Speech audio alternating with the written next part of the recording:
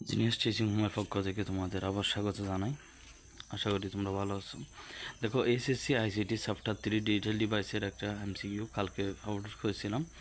একে নিমে অনেকভাবে আসছে। দেখো, এমসিকিউ হচ্ছে এই চিত্রটা দেওয়া আছে, চিত্র এর সিগন্যালের অক্টালে মান কত। দেখো, আমরা কাল করছিলাম বাইনারি মান কত, তাহলে এখানে একটু ঘোরা দিছে, তাহলে এখন বাইনারি মান না দিয়ে অক্টালে দিয়েছে, তাহলে আমরা এখানে বাইনারি মানটা বের করব, তারপর অক্টালে হবে। এখানে 4টা অপশন দেওয়া আছে। তাহলে দেখো, এখানে যেহেতু এখানে আছে, এটা দিকে নাই, তাহলে এখানে কিছু হবে না। এটা হচ্ছে উপরটা হচ্ছে 1, নিচেরটা হবে যে 0।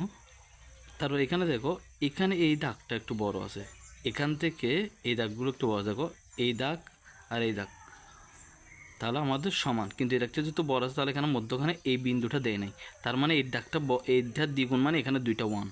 তাহলে এখন আমরা কি পেলাম? বাইনারি মান পেলাম 1011।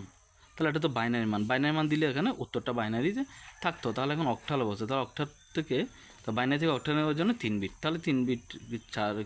দেখো, তাহলে এখানে কয়টা হলো? 3 বিটে করতে হবে, তাহলে এখানে 3টা, তাহলে আমরা সামনের 2টা 0 দেবো। তাহলে এখন আসি 3 বিটে বসে আমরা, তাহলে 001, তাহলে এখানে 001, এখানে 4টা ছিল, 2টা 0 এনে আমরা 3 বিটে করলাম। তবে 3 বিট বসাইছি প্রথমে। তাহলে এখন হচ্ছে কম্পিউটারে 0 দ্বারা অফ বোঝায় আর 1 দ্বারা অন বোঝায়, সেজন্য 1 এটা আমরা ক্যালকুলেট করব। তাহলে 1টা ক্যালকুলেট হলে 1 এখানে হচ্ছে, তাহলে এটার জন্য আছে 1।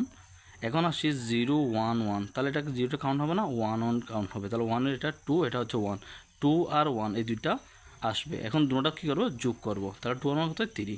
তাহলে এখন এই বাইনারি মান এটা হচ্ছে 13, তাহলে 13টা হচ্ছে অক্টালে, 3 বিটের অক্টালে। তাহলে এখন উত্তর হচ্ছে যে এটা। তো আশা করি বুঝতে পারছো তোমরা। আমার চ্যানেলটি সাবস্ক্রাইব যারা করছো তাদেরকে ধন্যবাদ, আর যারা করো না তারা সাবস্ক্রাইব করবা, নিয়মিত ভিডিও হবে ইনশাআল্লাহ। আসসালামু আলাইকুম।